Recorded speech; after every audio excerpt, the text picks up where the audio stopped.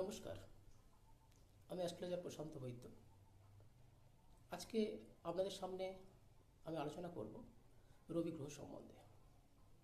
আসলে রবি গ্রহ নয়, রবি নক্ষত্র, কিন্তু অ্যাস্ট্রোলজিক্যাল মতে রবিকে আমরা গ্রহ হিসেবে বিবেচিত করি।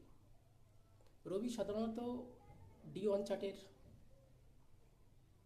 চার্ট থেকে আমরা দেখি মেষ রাশিতে রবি উচ্চস্থ এবং তুলা রাশিতে নিচস্থ।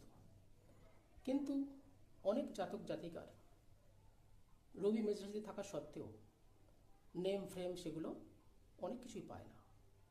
এর কারণস্বরূপ দেখা যায় জাতক জাতিকা যে গৃহে বসবাস করছে সেই গৃহের পূর্ব দিক এবং ইস্ট নর্থ ইস্ট মানে পূর্ব উত্তর পূর্ব, এই কোণটা যথাযথভাবে দেখা উচিত।